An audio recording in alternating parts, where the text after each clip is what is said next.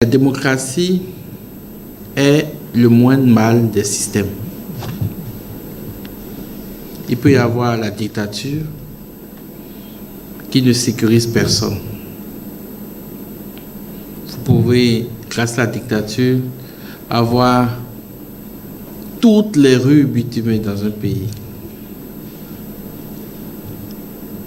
Mais la dictature n'assure pas une économie fluide, une économie ouverte à tous. Ça instaure forcément une oligarchie et ça limite radicalement les libertés. Et donc il y a un conflit permanent entre dictature et respect des droits humains et la voix du peuple. Parce qu'avec la dictature, il n'y a plus d'alternance politique.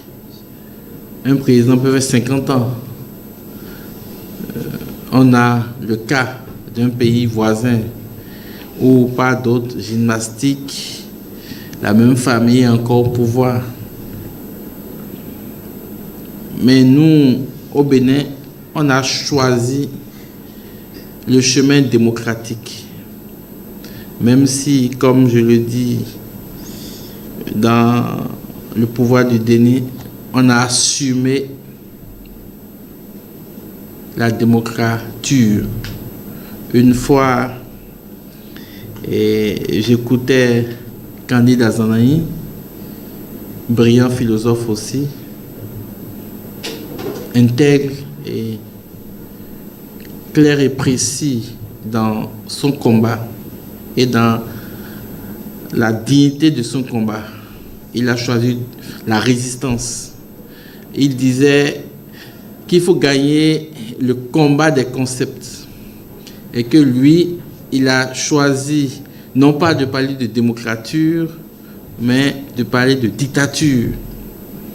C'est ça la démocratie, que plusieurs voix réflexives, plusieurs voix intellectuelles s'éveillent et se lèvent pour dire leur expérience intellectuelle, leur expérience de vie, en vue d'apporter à notre histoire, les ingrédients les plus nécessaires pour que nous puissions avancer. Alors, la démocratie, c'est le système le plus courant que nous avons. Le système le plus courant. Toute l'Europe, c'est la démocratie. Ça peut être un exécutif, un pouvoir exécutif parlementaire ou semi-présidentiel ou présidentiel.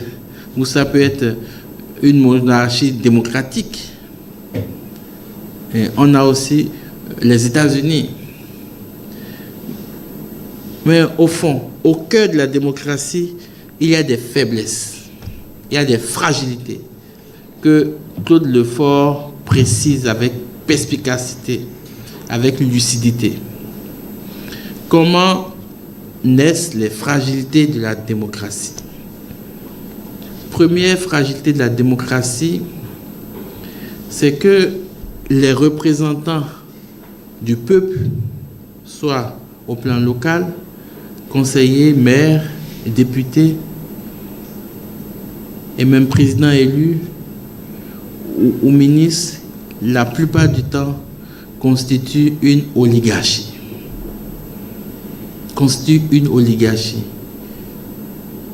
Vous voyez, en général, c'est cela dans la démocratie. Et ceux qui tapent sur la démocratie, quand il y a la démocratie, flagellent la démocratie, au lieu d'épingler les problèmes un à un, comme Claude Lefort, ils veulent jeter le bébé avec l'eau du bain. Il faut plutôt stigmatiser les vrais problèmes. La démocratie comme structure, comme habitacle, est une belle maison. Mais c'est ceux qui habitent cette maison-là qui salissent la maison, qui se battent dans la maison au point où le toit peut s'envoler, les portes peuvent tomber, les fenêtres peuvent tomber. Et nous, au Bénin, le système partisan, la réforme, qui est quelque chose, une réforme pertinente, mais qui instaure davantage et sanctuarise l'oligarchie.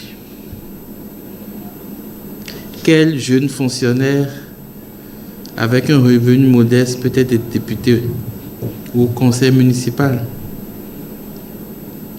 Comment se font les campagnes?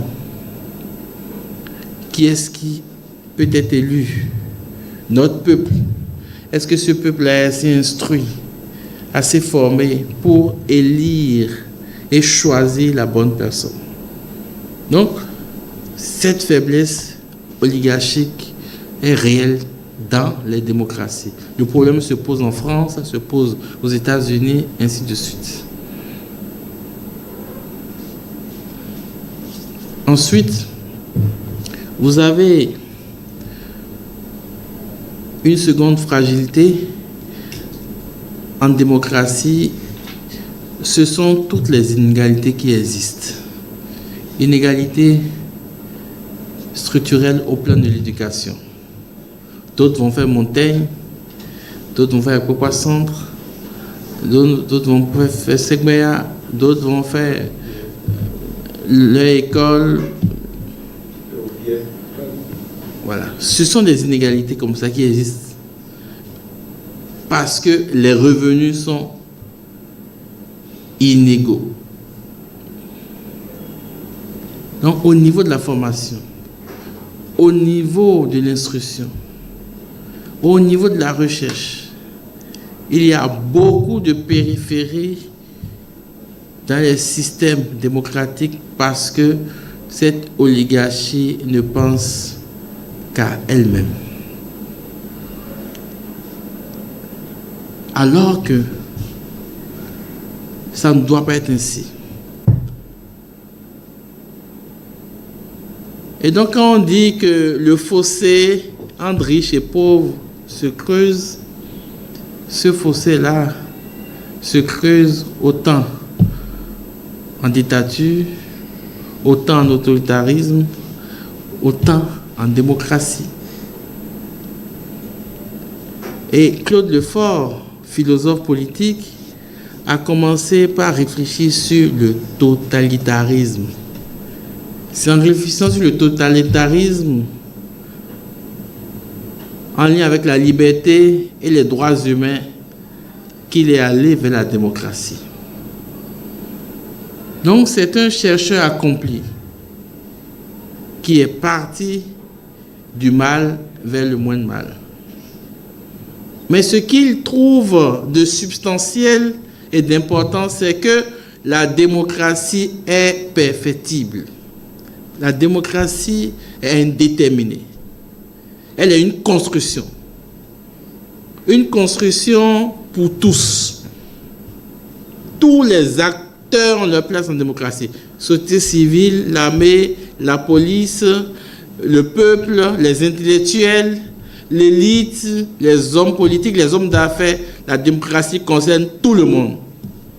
La dictature ne fait pas comme ça. C'est celui qui a le pouvoir qui l'aide. On applaudit ces temps-ci les pays de l'AES. Les pays de l'AES pour leur panafricanisme. On a vu un président gabonais prendre le pouvoir. On dit voilà un militaire qui change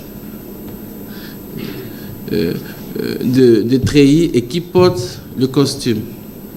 Mais les pays de l'AES, je ne sais pas si au nom du panafricanisme et parce qu'ils ont chassé certains Européens, je ne sais pas si on va leur permettre de faire 40 ans au pouvoir.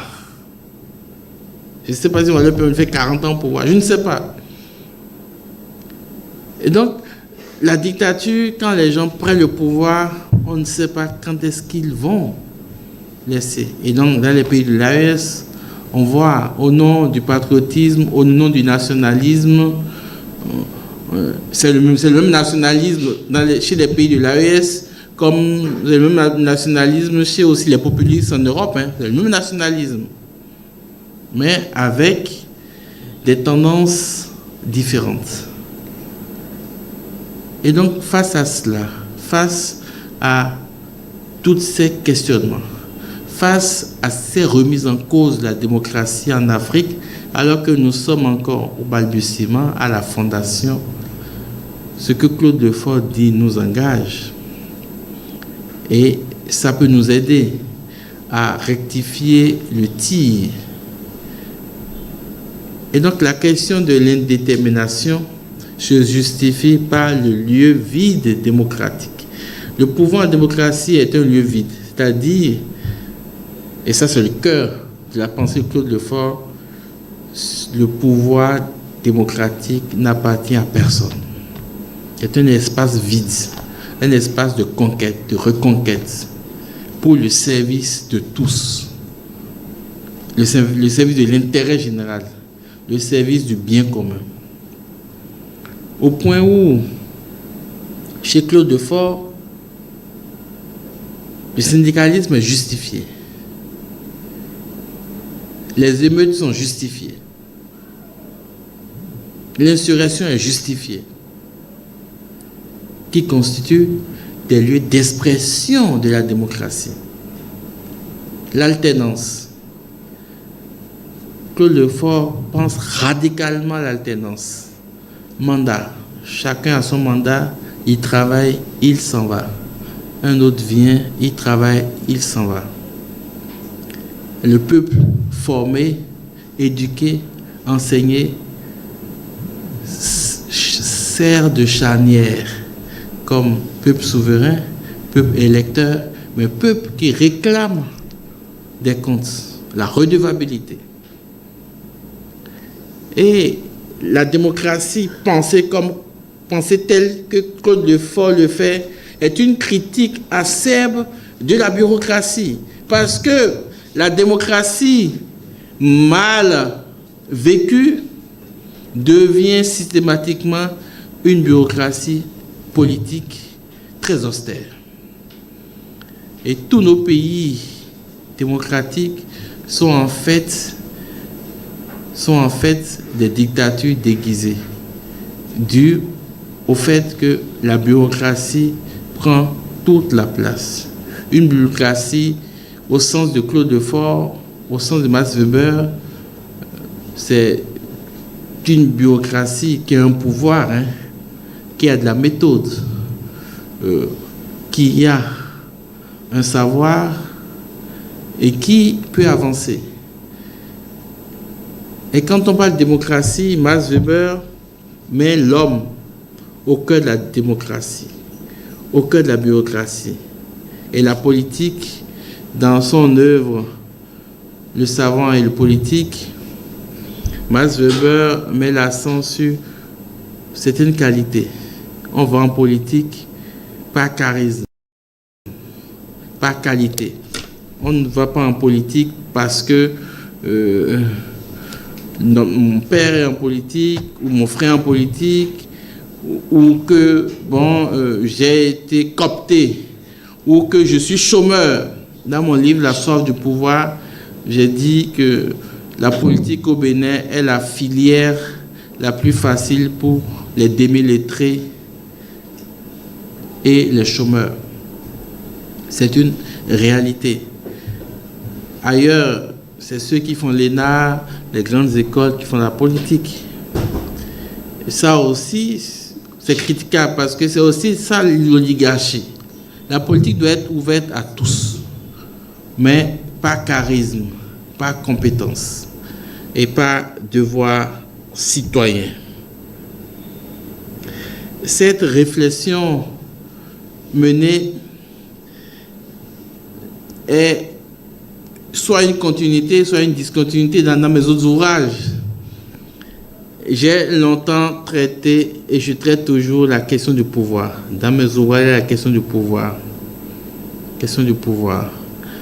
La soif du pouvoir et cet ouvrage ne sont pas de la même trempe, ne sont pas de la même famille. C'est le même auteur, mais le pouvoir du déni, c'est un ouvrage chronique. Un ouvrage chronique, un ouvrage de réflexion. Mais celui-ci, le procès démocratie et bureaucratie dans le jury Lefort et Weber est un ouvrage scientifique et pratique, mais pas un ouvrage de science en dehors de la réalité empirique. C'est une science au service de la réalité empirique. Et dans la partie terrain, je prône une démocratie de terrain. Ma philosophie n'est pas astrale, elle est pratique. Donc les questions pratiques me préoccupent. Et donc le jury Lefort, Weber, c'est au crible de ces deux philosophes que j'analyse les théories de la démocratie et de la bureaucratie à l'aune de la réalité moderne. Le Togolais, l'Ivoirien, le Français, l'Américain peut s'y retrouver, mais un auteur ne crie que du lieu où il se situe. Ce serait malhonnête de ma part d'écrire à partir du Congo, mais de Guinée-Bissau, alors que je n'ai jamais fait un mois dans ces pays-là. Et donc, voilà, en quelque sorte, ce que je peux répondre.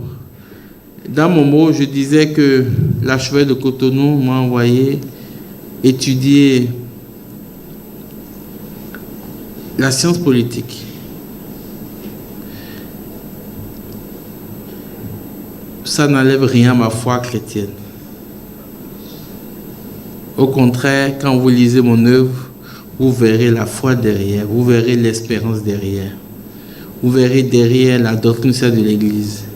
Et la doctrine sociale de l'Église est une autre manière de penser la science politique. La science politique se pense avec les matériaux de la sociologie, de la philosophie politique, des relations internationales et des politiques publiques.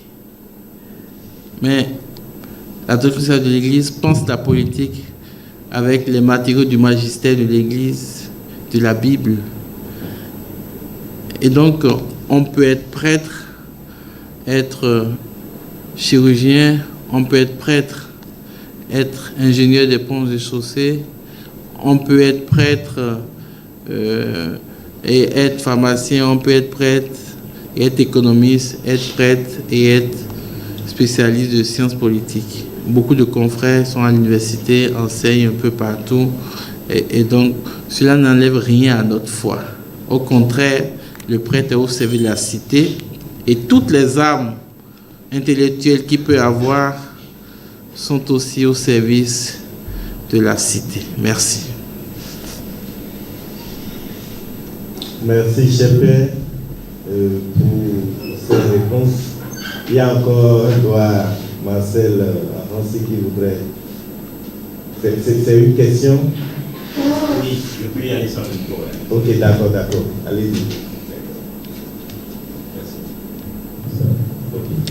Si vous deviez résumer votre thèse en une seule phrase forte, ce serait laquelle?